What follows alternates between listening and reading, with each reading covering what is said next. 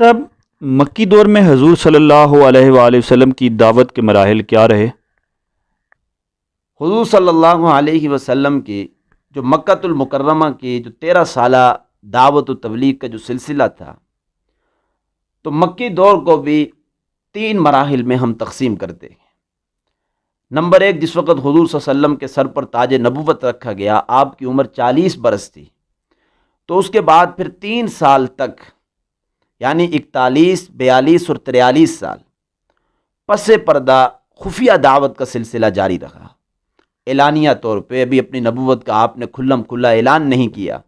صرف انہی لوگوں کو حضور صلی اللہ علیہ وسلم دعوت دیا کرتے تھے کہ جن کے ساتھ آپ کے گہرے تعلقات تھے۔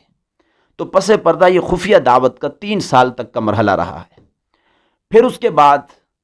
7 سال جو ہیں، آپ نے مکۃ المکرمہ کو، یعنی 44 سال سے لے کر 50 سال کی عمر تک آپ نے کھلم کھلا اعلانیہ تبلیغ کی ہے اہل مکہ کو، اور پھر اس کے جواب میں آپ کو ساحر بھی کہا گیا، آپ کو مجنون بھی کہا گیا، آپ کو پاگل بھی کہا گیا، آپ کو دیوانہ بھی کہا گیا، اور طرح طرح کی آپ کو گالیاں دی گئی، آپ کو ستایا گیا، آپ کے ساتھیوں کو ستایا گیا، حتیٰ کہ حضور کے قتل کے منصوبے ہوئے، سب کچھ ہوا ہے۔ لیکن حضور صلی اللہ علیہ وسلم نے صبر کے دامن کو نہیں چھوڑا،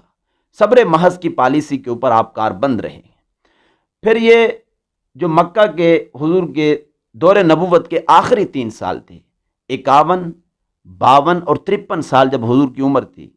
تو آپ نے اہل مکہ سے باہر نکل کر آپ نے بیرون مکہ کو اسلام کی دعوت دی، اور ان کے پاس آپ گئے خود،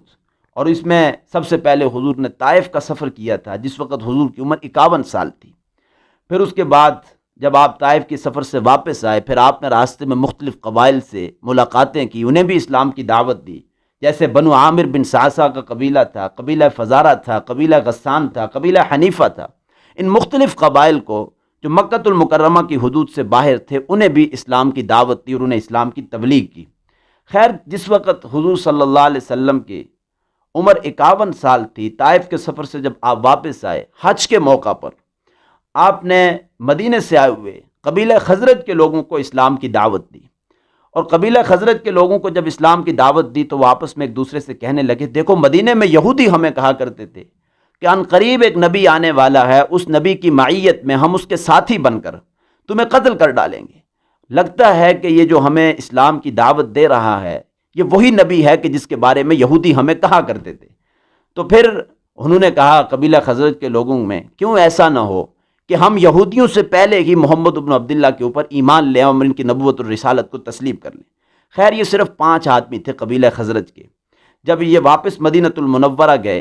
اگلے سال جب حضور کی عمر 52 سال تھی، تو جب یہ واپس آئے تو 5 کی جگہ تقریباً سیرت کی کتابوں میں لکھا ہے کہ یہ 12 افراد تھے۔ 12 افراد جب اگلے سال جب حضور کی عمر 53 سال تھی، یہ واپس آئے مکۃ المکرمہ حج کے موقع پر، حضور صلی اللہ علیہ وسلم نے ان کو دعوت دی اور ان کو پھر اسلام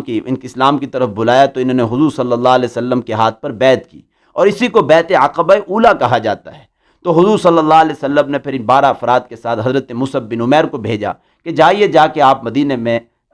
اسلام کی دعوت کو پھیلائیے۔ پھر جس وقت یہ 12 افراد حضرت مصعب بن عمیر کی قیادت میں واپس گئے، اور حضرت مصعب بن عمیر نے مدینے میں جا کر جب اسلام کی دعوت کو پھیلانا چاہا، تو اتنی تیزی کے ساتھ انہوں نے مدینے کا رخ تبدیل کیا اور وہاں اسلام کی دعوت پھیلی کہ جب حضور کی عمر 53 سال تھی اور حج کے موقع پر یہ قبیلہ خزرج کے لوگ جب واپس آئے، حضرت مصعب بن عمیر کی جو دعوتی سلسلے کی وہاں جو محنت ہو چکی تھی، تو پہلے 12 افراد تھے، اب یہ 70 افراد آئے جب حضور کی عمر 53 سال تھی حج کے موقع پر، یعنی یوں سمجھ لیجئے کہ مطلب ایک سال کے اندر 70 افراد نے اسلام قبول کیا، اور پھر انہوں نے دوبارہ آ کر حضور کے ہاتھ پر بیعت کی، جس کو بیعت عقبہ ثانیہ کہا جاتا ہے۔ تو بہرحال پھر وہاں قبیلہ خزرج اور قبیلہ اوس کے جو لوگ تھے، انہوں نے حضور کو کہا کہ اے اللہ کے نبی، مکے کے اندر آپ کے اوپر اتنا ظلم و تشدد ہو رہا ہے، آپ کے ساتھیوں کے اوپر اتنی مشکلات ہیں، آپ کا یہاں جینا مشکل کر دیا گیا، تو آپ مکہ سے ہجرت کر کے مدینہ کیوں نہیں آ جاتے؟ تو بہرحال پھر حضور اللہ کے حکم کے انتظار میں تھے کہ مجھے اللہ کا حکم آئے گا تو میں مکہ سے ہجرت کر کے مدینہ کی طرف آ جاؤں گا۔ تو بہرحال حضور کی جو مکی زندگی ہے، اس کے یہ 3 مراحل ہیں۔ پہلے 3 سال خفیہ دعوت کے، پھر اس کے بعد 7 سال اعلانیہ دعوت صرف اہل مکہ تک، پھر جو آخری 3 سال تھے 51، 52 اور 53 سال، حضور نے مکۃ المکرمہ سے باہر نکل کر مختلف قبائل کو جا کر اسلام کی دعوت پیش کی تھی۔ یہ تھے مکی دور کے مکی دور کو آپ ان 3 مراحل میں تقسیم کر دیجئے حضور کی دعوت اور اس تبلیغی سلسلے